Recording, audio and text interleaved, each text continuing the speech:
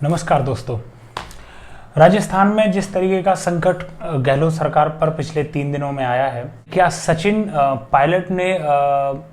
Smartness दिखाई है और सचिन पायलट को लगता है कि अब कांग्रेस में उनका भविष्य उतना सुरक्षित नहीं है, इसलिए वो आगे गए हैं? या फिर सचिन पायलट अशोक गहलोत जो यहाँ के मुख्यमंत्री हैं राजस्थान के, उनकी फेंकी हुई किसी गुगली का शिकार हुए हैं जिस पर वो बोल्ड हो गए हैं? उनके पास इतने विधायक नहीं हैं कि वो अशोक गहलोत सरकार को गिरा सकें, उसके बावजूद भी उन्होंने विद्रोह कर दिया है और उन्होंने भाजपा ज्वाइन करने से भी मना कर दिया है। तो संभावना यही है कि वो अपनी कोई नई पॉलिटिकल पार्टी बनाएंगे या फिर वो एक मोर्चा बनाएंगे जिसमें उनके समर्थक विधायक होंगे और उनके जो बाकी के समर्थक कांग्रेस नेता हैं जो अलग अलग जिलों में और अलग अलग कांग्रेस कार्य समितियों में मौजूद हैं, वह सभी सचिन पायलट के साथ उस पॉलिटिकल पार्टी अगर बनती है तो, या जो मोर्चा बनता है उसमें चले जाएंगे।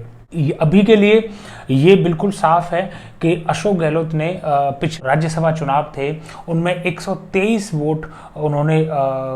अपने कांग्रेस के जो राज्यसभा कैंडिडेट थे उनके लिए 123 विधायकों के वोट अरेंज किए थे। तो कहीं ना कहीं अशोक गहलोत को यह एहसास था कि अगर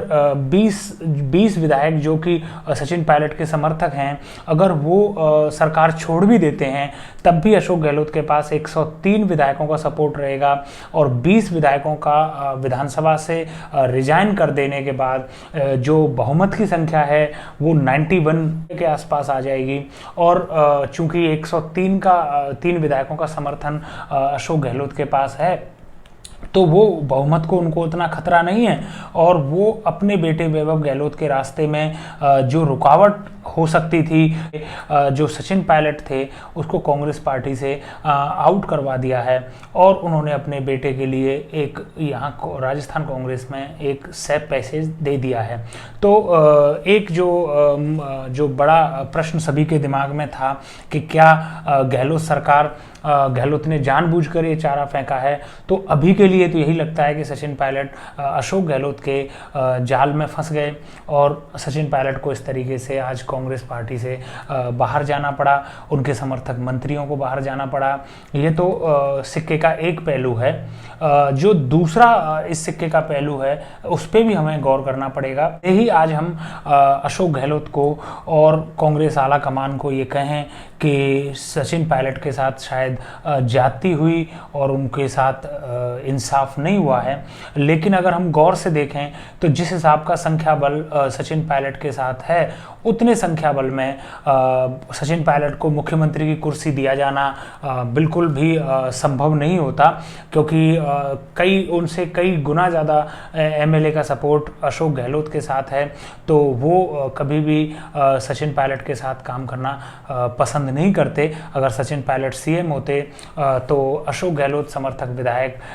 कभी न कभी आगे चलकर इस सरकार के खिलाफ भी विद्रोह कर देते और ये सरकार इतना भी समय अपना पूरा नहीं कर पाती जो आज अशोक गहलोत सरकार कर चुकी है। पायलट ने अगर विद्रोह किया भी है और सचिन पायलट को यहाँ पर क्या ऐसी दिक्कतें थीं जिस वजह से उन्होंने सरकार के खिलाफ विद्रोह करना जरूरी समझा और वो अशोक गहलोत के साथ काम कर क्यों नहीं पा रहे थे? सबसे पहला जो दिक्कत है सचिन पायलट के साथ और जिसको कि जो अभी लेटेस्ट डेवलप हुई थी वो थी कि जो दल बदल करने के लिए जो भाजपा के ऊपर सरकार ने आरोप लगाया था कि भारतीय जनता पार्टी के नेता अशोक गहलोत सरकार को अस्थिर करने के लिए, अशोक गहलोत सरकार को गिराने के लिए उनके एमएलए को 20-20 और 25-25 करोड़ रुपए के ऑफर दे रहे हैं। और ऐसी बातचीत एक जो एसओजी है, स्पेशल ऑपरेशन ग्रुप जो है, उसने एक रिकॉर्ड की थी। जिस बातचीत को रिकॉर्ड करने के बाद एसओजी को लगता है कि भाजपा कहीं ना कहीं गहलोत सरकार को गिराने के लिए षड्यंत्र कर रही थी और एसओजी ने 2 नोटिस जारी किए। एक नोटिस मुख्यमंत्री अशोक गहलोत के लिए जारी किया और दूसरा नोटिस मुख्यमंत्री रहे हैं सचिन पायलट, उनके लिए भी वो नोटिस जारी किया गया। तो वैसे तो ये आश्चर्य की बात है कि सीएम और डीवाईसीएम के लिए भी नोटिस जारी किया जाए। यहीं से सभी को लगता है कि अशोक गहलोत ने एक चाल चली थी, जिस चाल के जाल में सचिन पायलट फंस गए, क्योंकि आमतौर पर इस तरीके के नोटिस एसओजी के द्वारा सीएम और डीवाईसीएम को नहीं दिए जाते हैं। यही कारण रहा कि सचिन पायलट ने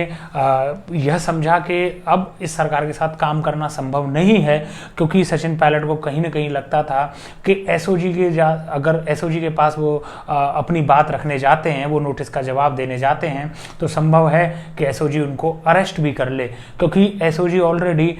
2 लोगों को इस मामले में अरेस्ट कर चुकी है। और कहीं ना कहीं इल्ज़ाम सचिन पायलट के ऊपर भी था कि वो भाजपा के नेताओं के साथ मीटिंग कर रहे थे और भाजपा नेताओं के साथ मिलकर ये साजिश कर रहे थे गहलोत सरकार को गिराने के लिए। इंस्टेंट रीजन रहा कि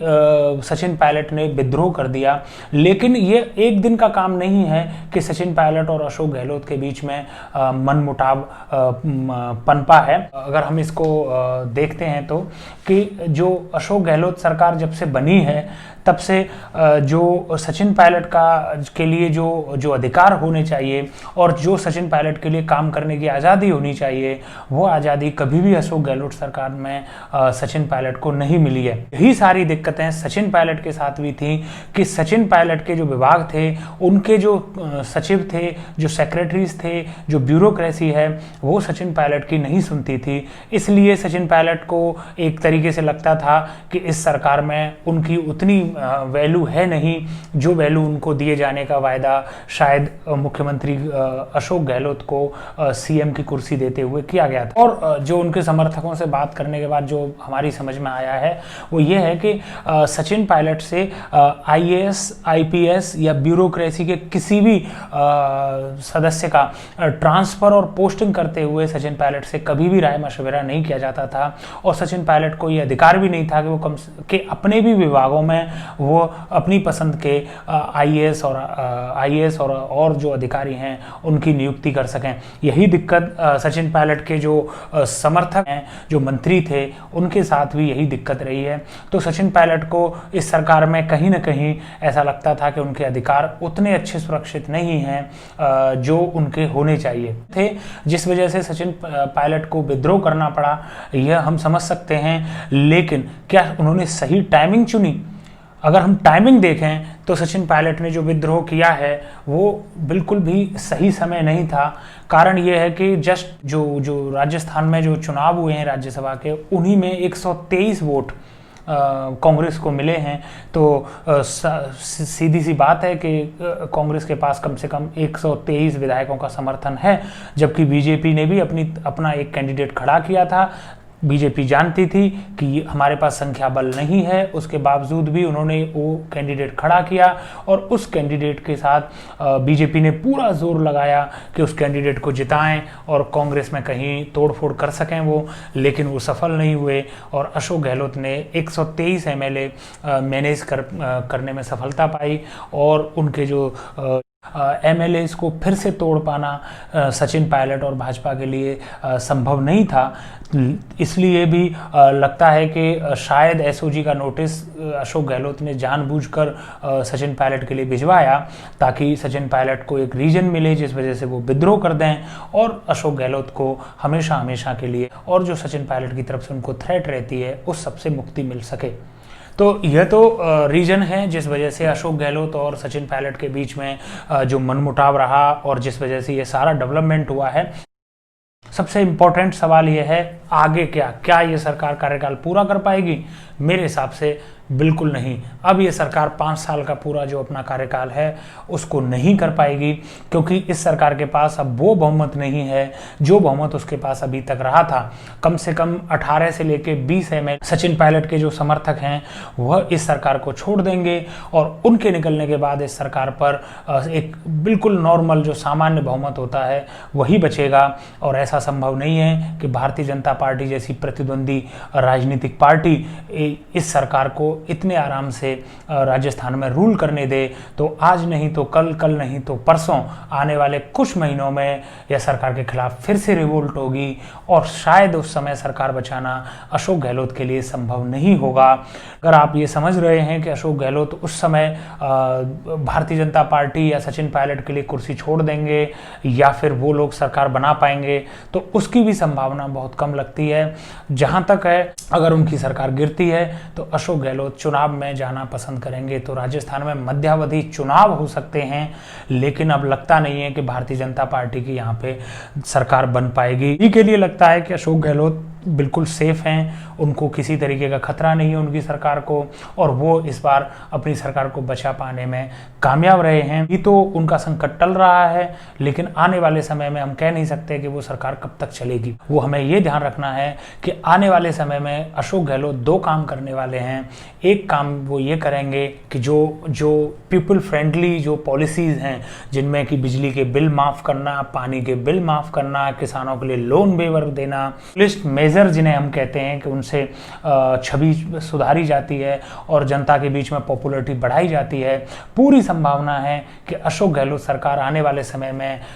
इस तरीके के मेजर्स को ले। और एक और जो महत्वपूर्ण बात होगी वो ये होगी कि अशोक गहलोत कहीं ना कहीं वैभव गहलोत जो उनके बेटे हैं उनको राजस्थान की राजनीति में स्टेब्लिश करने का प्रयास करेंगे, लेकिन वैभव गहलोत कहीं ना कहीं सक्रिय राजनीति में हैं और वैभव गहलोत को अब ज़्यादा से ज़्यादा अशोक गहलोत प्रमोट करेंगे, ताकि अगला जब भी चुनाव होता है, सीएम बनने का मौका मिले तो वो अपने बेटे वैभव गहलोत को सीएम बनवा सकें। देखिए, राजस्थान का ये इतिहास है कि यहाँ पे 5 साल भाजपा और 5 साल कांग्रेस रूल करती है। इस समय कांग्रेस रूल कर रही है, तो पूरी संभावना है कि अगले चुनावों में भाजपा की सरकार बनेगी, तो उस समय तो वैभव गहलोत के लिए कोई स्कोप है नहीं। लेकिन जो अगला चुनाव होगा उसके लिए शायद वैभव गहलोत को अशोक गहलोत तैयार कर रहे हैं, और इसी के लिए उन्होंने शायद सचिन पायलट को पार्टी से निकलवाया है। एक और बहुत महत्वपूर्ण मुद्दा है कि आखिर अशोक गहलोत ने इतनी अच्छी मैनेजमेंट कैसे किया, आखिर उनके पास ये समर्थन कैसे है, और क्यों सचिन पायलट और भारतीय जनता पार्टी चाहकर भी अशोक गहलोत सरकार को राजस्थान से निकाल नहीं पाई हैं। और जितना हम लोग समझ पा रहे हैं वो उसके 2 कारण हैं कि अशोक गहलोत यहाँ से उनकी सरकार बच पाई है। सबसे पहला कारण तो यह है कि अशोक गहलोत को ये अंदाज़ा था कि उनकी सरकार भी किसी भी दिन गिराई जा सकती है, जिस तरीके से कमलनाथ की सरकार गिराई गई है मध्य प्रदेश में। तो वहाँ से उनको एक एक्सपीरियंस मिला कि उनकी सरकार को भी किस फॉर्मूले के तहत गिराया जाएगा। वो समझते थे कि 20 या 30 MLA से रिजाइन कराया जाएगा और उसके बाद उनकी गवर्नमेंट अल्पमत में आ जाएगी और जो है बीजेपी अपनी सरकार बना लेगी। यह बात वो समझते थे, शायद इसीलिए उन्होंने 123 MLA राज्यसभा के चुनाव में अपने साथ इकट्ठे किए, और उन्होंने उसके बाद जब उनको ये लगा कि उनकी सिक्योरिटी है और अब उनको किसी तरीके का खतरा सचिन पायलट नहीं पैदा कर सकते, तो उन्होंने सचिन पायलट के सामने यह SOG के लेटर वाला चारा फेंका और सचिन पायलट उनके फेंके हुए जाल में फंस गए। तो एक तो MP का जो उनका एक्सपीरियंस है वो उनके बहुत काम आया है, और एक जो सबसे एक और महत्वपूर्ण बात है वो है, देखिए, अशोक गहलोत और कमलनाथ पहली बार मुख्यमंत्री थे और उनकी भी सरकार दिग्विजय सिंह के यहाँ से चलती थी। तो कमलनाथ और दिग्विजय सिंह की जो ट्यूनिंग थी, उन दोनों के चक्कर में जो ज्योतिरादित्य सिंधिया हैं उनको वहाँ से जाना ही था। लेकिन यहाँ पर अशोक गहलोत जो हैं वो 2 बार मुख्यमंत्री रहे हैं, उन्होंने 10 साल यहाँ पे रूल किया है, तो उनके जो उनके लॉयल MLAs हैं वो उनकी संख्या भी ज़्यादा है, प्लस वो राजनीति को समझते हैं, वो जो राजस्थान की जो राजनीति है उसको वो समझते हैं। एक ये रीजन है कि भले ही ऑफर कितना भी बड़ा आया हो, लेकिन यहाँ के जो MLA हैं उन्होंने अशोक गहलोत सरकार से निकलने में अपनी भलाई नहीं समझी है और वो अभी तक अशोक गहलोत के साथ ही जुड़े हुए हैं। अब होना ये है कि अब कुछ समय में रीशफल होगा मिनिस्ट्री का। यहाँ से 3 मंत्री अभी बाहर हुए हैं आज, तो 3 तो यह जगह खाली हैं, और कुछ निर्दलीयों को भी मंत्री हैं वो अशोक गहलोत जो मुख्यमंत्री हैं वो अपने मंत्रिमंडल में शामिल करेंगे ताकि बैलेंस बनाया जा सके और निर्दलीयों को भी हमेशा हमेशा के लिए अपने साथ रखा जा सके। तो यहाँ पर एक मंत्रिमंडल का रीशफल होना है और अलग अलग लोग जो कुछ निर्दलीय हैं वो मंत्री बनेंगे, और जो सचिन पायलट खेमे के जो मंत्री हैं वो तो जा ही चुके हैं। अगर कुछ और मंत्री भी उनके खेमे के वहाँ हैं तो उनको भी वहाँ से हटाया जाएगा और उनकी जगह पर नए लोगों को मंत्री बनाया जाएगा।